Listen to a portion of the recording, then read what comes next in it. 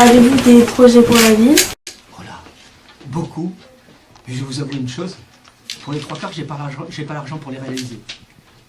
On est dans, comme je disais tout à l'heure, on est dans une situation financière très contrainte.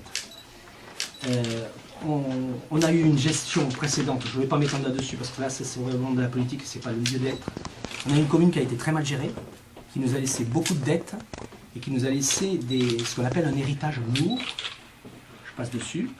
Et on a aussi une situation nationale et internationale qui fait qu'on a beaucoup moins de dotations, c'est-à-dire d'argent qui nous arrive et de l'État et de la région et du département. Donc il faut faire des économies partout. Donc il y a beaucoup de postes, il y a des gens qui ont eu des mutations que je n'ai pas remplacées. Il y a des gens qui sont partis à la retraite que je n'ai pas remplacés. Mais ça ne se verra pas trop, parce qu'à côté de ça, l'État nous a imposé ce qu'on appelle, et vous le vivez tous les jours, la réforme des rythmes scolaires, c'est-à-dire vous travaillez le mercredi matin, vous aussi. Donc nous aussi, on a été obligé d'ouvrir les écoles le mercredi matin, de faire des ateliers pédagogiques sur le temps de midi. Ça nous coûte très cher. Là, l'État ne nous paye pas pour ça. Et on a été obligé donc d'embaucher de nouveaux animateurs pour répondre à cet afflux du travail non prévu. Donc oui, des projets, j'en ai beaucoup. Je vais vous en donner un qui va être le projet phare du mandat.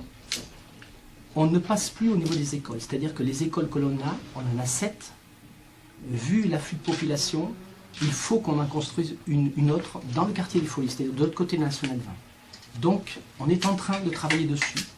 En 2017-2018, ce nouveau complexe scolaire verra le jour.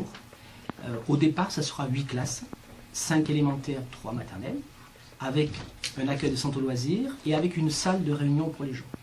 Voilà, ça c'est le projet phare. Mais au quotidien, là, je viens de créer, de mettre en place 3 structures, on va dire ça, préfabriquées, pour accueillir les enfants dans de bonnes conditions au centre de loisirs. On les a inaugurés samedi. Et pour faire un nouveau dortoir pour l'école maternelle Joliot-Curie. Parce qu'il n'y avait plus assez de place non plus. Vous voyez, ça veut dire qu'il y a un adage qui dit « gouverner, c'est prévoir ». Et quand on passe après des gens qui n'ont rien prévu, c'est difficile. Voilà. Mais je voulais vous dire, il y a un projet qui me tient particulièrement à cœur, qui ne coûte rien à la commune, c'est celui-ci. C'est le marché le samedi matin. Il est en plein centre-ville. Habituez-vous à y aller, faire un tour. De temps en temps, il y a des animations, vous verrez. Et puis surtout, on trouve toutes sortes de produits. Et comme on me dit toujours, on n'a pas beaucoup de commerces à Saint-Germain, là, on les fait venir à Saint-Germain, les commerces. Donc, si on ne va pas à ce marché, il va se porter de moins en moins bien. Donc, si on veut qu'il continue à exister, il faut aller au marché. Voilà. Mais des projets, j'en ai plein à côté. Je vais vous donner les priorités pour nous. Les priorités, c'est l'école, la jeunesse et le sport. Voilà. Quand va ouvrir la médiathèque? Bonne question. Bonne question, je n'ai pas la réponse. J'espère, vous savez, les travaux ont déjà pris 1 an et demi de retard. Donc, j'ai espoir que les travaux soient finis fin décembre. Et donc, j'ai espoir de pouvoir ouvrir après les vacances du mois de mars, les vacances de février, enfin ce qu'on appelle les vacances d'hiver. Voilà. Et à ce moment-là, on a prévu le déménagement de la bibliothèque, le déménagement du conservatoire de musique, du conservatoire de danse. Ça veut dire qu'on aura là pratiquement 2 ans de retard. C'est un projet que je ne voulais pas, moi, dont j'ai hérité. Voilà, c'est un projet qui est disproportionné par rapport à la population d'Arpajon. Vous aurez l'occasion de visiter avec vos parents. Je ne l'inaugurerai pas. Je ferai une opération porte ouverte. Voilà. Est-ce qu'il y aura un partenariat entre la médiathèque et le collège, un accès gratuit? Je pense que oui. Alors, la médiathèque, comme c'est un édifice qui me coûte trop cher, je suis en train de négocier avec la communauté de communes de l'Arpajonais pour qu'elle soit reprise par la communauté de communes de l'Arpajonais. Et donc après, il faudra qu'avec le président, je suis vice-président de cette commune, je vous appuierai évidemment. Notre but, c'est que ce grand ensemble, il soit utilisé un maximum. Voilà, bien sûr. La médiathèque est à côté du collège, car c'était le seul emplacement possible ou par choix? Non, c'est un très mauvais choix qui a été fait. À l'origine, cet endroit, il avait été racheté par une municipalité précédente pour agrandir le cimetière. À partir du moment où on a fait le choix de mettre la médiathèque à côté du cimetière, c'est déjà pas un choix très judicieux, mais maintenant ça nous pose des problèmes parce qu'on ne peut plus agrandir le cimetière. C'est des problèmes très concrets. Et puis c'est pas très agréable lorsqu'on fait de la danse ou lorsqu'on fait de la musique, en regardant par la fenêtre, de voir le cimetière. Ceci dit, les cimetières, au Moyen-Âge, votre professeur d'histoire vous en parlera, c'était des lieux de fête. Maintenant, ce sont des lieux de recueillement uniquement où on est triste, mais au Moyen-Âge, c'était des lieux de fête. Donc, bon, ben, je peux vous donner un scoop, vous dire comment elle va s'appeler, la médiathèque. Elle va s'appeler donc le pôle culturel des Prés du Roi. Parce que, là, c'est l'histoire, à côté, il y a le chemin des Prés du Roi. Vous savez que le château de Chanteloup, c'était un domaine royal. Je vous dirais une bêtise parce que le roi qui avait ce relais de chasse là, un roi de France, il y a très longtemps. Maintenant le château malheureusement en ruine, mais on a un projet là aussi, avec des investisseurs, on a un projet sans dénaturer le bois et sans dénaturer le château. Mais je ne peux pas en parler, c'est trop frais. J'ai fait un voyage à Rome justement pour essayer d'aboutir sur ce projet. Donc il va s'appeler Chemin des Prés du Roi parce que donc, un hommage à la maison royale, le relais de chasse du roi de France qui était à côté. Voilà. L'école de danse, l'école de musique et la bibliothèque du coup vont partir à la médiathèque. Oui. Mais cet emplacement va devenir quoi? L'emplacement qui est actuellement, où est le conservatoire de musique et où est le conservatoire. L'endroit, on appelle ça la salle du Moulin, où est le conservatoire de danse.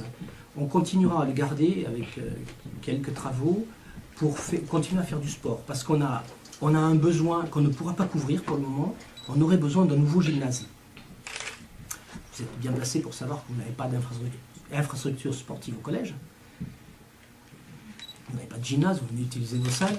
Donc on aurait besoin d'un nouveau gymnase. On ne pourra pas. Donc on va garder cette salle comme salle de sport. Et ensuite, à l'endroit où se trouve actuellement le conservatoire de musique, nous allons mettre la police municipale, qui est dans un endroit très mal placé, un endroit très humide, à côté du garage Citroën. Donc on va remettre nos 4 policiers municipaux sur la place de la mairie. Et puis après, il y a plein d'associations qui nous demandent des salles. Donc ça va. On ne va pas manquer d'endroits pour les loger. On va manquer après On a plein de projets, mais après, est-ce qu'on sera capable de les mener à bout? Si on a les finances, oui. Si on les a pas, non. Donnez-vous l'accord pour tous les spectacles et représentations qui viennent à Olympe de Gouges? Oui, on a une... Alors, chaque domaine d'activité, il y a un maire. Il s'appelle maire adjoint parce qu'il n'y a qu'un seul maire, mais il y a une personne qui décide et qui me rend compte après. Tous les lundis, on fait ce qu'on appelle un bureau municipal.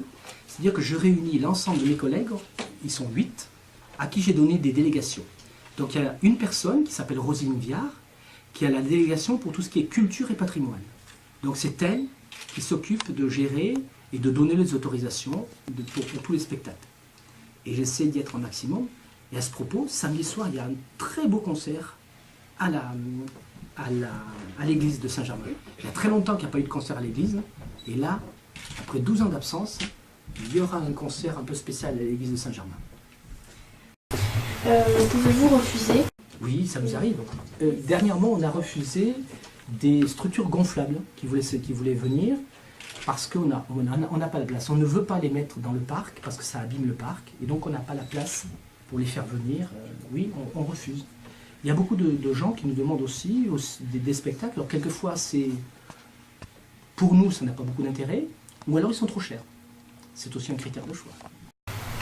Par rapport à la fusion avec Évry, pouvez-vous nous en dire plus? Oh, super cette question. On est en plein dans le débat. Alors, le grand EPCI. Le EPCI, ça veut dire établissement public de coopération intercommunale.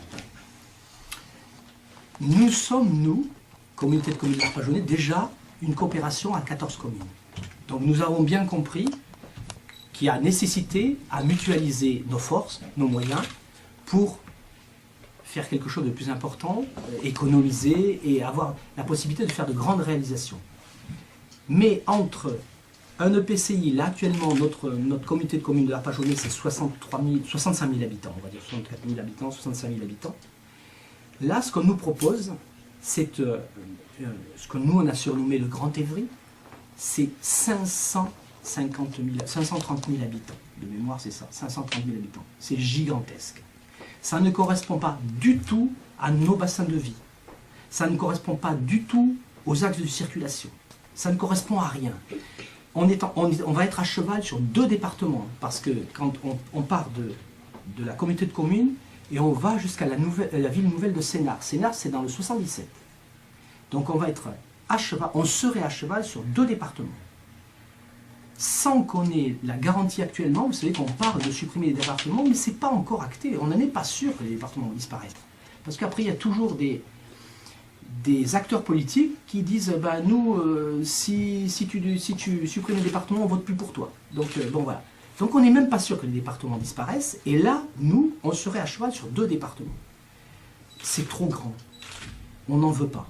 Et puis il y a donc à l'unanimité, hein, les villes les 14 villes de la communauté de communes se sont prononcées à l'unanimité. On ne veut pas de ce Grand Évry, ce qu'on a appelé le Grand Évry. On veut, dans un premier temps, un regroupement à échelle beaucoup plus humaine. Donc, on a la loi qui nous oblige à faire un regroupement de 200 000 habitants. Donc, on a une solution de repli. On voudrait que la communauté de communes de l'Arpajonais et la communauté de communes du Val d'Orge, c'est-à-dire Sainte-Geneviève-des-Bois, Brétigny, Saint-Michel, on se regroupe et on ferait un ensemble là de 201 000 habitants, ce qui est largement suffisant dans un premier temps. Donc nous sommes absolument contre le Grand Évry, ce qui nous est proposé, qui est une aberration totale. Donc vous avez déjà donné votre réponse. Oui, on a délibéré en conseil municipal. Le conseil municipal Saint-Germain-les-Arpajons à l'unanimité a voté contre. Nous avons délibéré au conseil communautaire de l'Arpajonais, et là, ça n'a pas été à l'unanimité, il y a eu un refus de vote. Hein, une personne qui est un peu mal dans la situation, un conseiller général sortant qui soutient depuis des années ce projet et qui se trouve très mal dans cette situation actuellement, qui a refusé de voter. Mais vous voyez, nous sommes contre. Les autres villes qui devraient faire partie, à une grande majorité, sont contre aussi. Mais ça ne veut pas dire que ça ne se fera pas. Alors si ça se fait, on a des moyens de pression, on n'est pas content, hein, donc on le fera savoir. Et puis, bon. Pour le moment, on a demandé à sortir, c'est-à-dire à bénéficier de ce qu'on appelle une dérogation. Et on a quelques espoirs d'obtenir cette dérogation, parce qu'il faut que vous sachiez que ce Grand Évry, c'est qu'une toute petite partie de la réorganisation de toute la région Île-de-France. Et dans cette réorganisation, il va y avoir ce qu'on appelle la grande métropole, c'est-à-dire que Paris, la ville de Paris, et 4 départements de la Grande Couronne vont fusionner pour faire ce qu'on appelle le Grand Paris. Et autour, donc, il y a cette obligation de se regrouper pour certaines communes à 200 000 habitants, nous en faisons partie, mais nous venons nous rendre compte dans le schéma qui a été rendu par le préfet de région qu'il y a d'autres régions plus au nord de Paris qui sont dans la même obligation que nous d'être à 200 000 habitants, et le préfet les laisse à 30 000 habitants. Donc on se pose des questions. Pourquoi eux, ils ont le droit de rester à 30 000 habitants, et que nous, on a un élément de réponse, on sait un peu pourquoi, on nous oblige, nous. Quand on dit Grand Évry, on a compris ce que ça veut dire.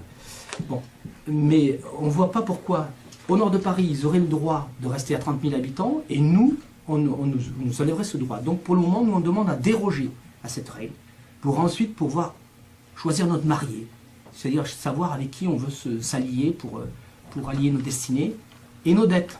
Parce que la grande question, c'est qu'à partir du 1er janvier 2016, les dettes de toute cette intercommunalité seront mutualisées. Il faut que vous sachiez qu'actuellement, nous, je ne parle peut-être pas, mais je m'adresse là aux futurs adultes que vous allez être, nous allons fusionner avec des villes qui ont des dettes de 3 100 € par habitant, alors que nous, je vais vous donner la comparaison, sur l'Arpajonais, notre dette, elle est de 8 € par habitant. 8 €, 3 100 €. Forcément, lorsqu'on va lisser cette dette sur l'ensemble des habitants, forcément les impôts des habitants de l'Arpajonais vont augmenter. Ils vont augmenter de beaucoup sans aucune réalisation nouvelle. Donc les gens sont prêts à voir un peu leur impôt augmenter si c'est concret, s'ils sentent un mieux vivre, davantage de services. Or là, c'est pas le cas. Nous avons étudié en classe que la ville s'étale. Souhaitez-vous conserver ces terres agricoles? Alors il y a une obligation. Nous avons le schéma directeur de l'Île-de-France et les directives de l'État avec la nouvelle loi, ce qu'on a appelé la loi Duflot, nous oblige à arrêter de manger, et c'est une très bonne chose, arrêter de nous étaler sur les terres agricoles. Parce que il faut savoir que pendant quelques années, la France, par ses constructions, mangeait un département, mangeait l'équivalent d'un département. Si on continue à manger les terres agricoles, dans quelques années, on ne sera plus en capacité de nourrir la population. Donc ça, c'est une très bonne chose. Bien sûr que nous y veillons. Je vais même vous dire qu'on va créer des jardins d'insertion sur des terrains qui sont en friche actuellement. On va les rendre sur une culture... Avant, il y avait beaucoup de maraîchers dans la région. C'est une culture qui s'est perdue, donc on va essayer de recréer au niveau de l'Arpajonais une culture maraîchère avec ce qu'on appelle des jardins d'insertion. Vous êtes plutôt pour ou contre l'étalement de la ville? Contre. Contre, pour des raisons que je viens d'expliquer, puis pour des raisons après techniques. Il vaut mieux concentrer les gens, les habitants, sur un endroit plus étroit, parce que c'est plus facile à chauffer, c'est plus facile au niveau des transports, et plus on est près de la gare, plus on va inciter les gens à utiliser le transport en commun, même si notre ligne C du RER n'est pas une ligne qui est très modernisée. Bon, donc voilà, ça fait partie aussi de nos demandes au niveau de la région pour qu'ils ne nous oublient pas. On parle beaucoup d'infrastructures sur Paris et sur le Grand Paris, et nous, l'INSEE, on est un peu oubliés. Donc on se rappelle leurs bons souvenirs. Donc voilà, on a pour politique de concentrer autour des axes urbains et le plus près possible des gares. Voilà.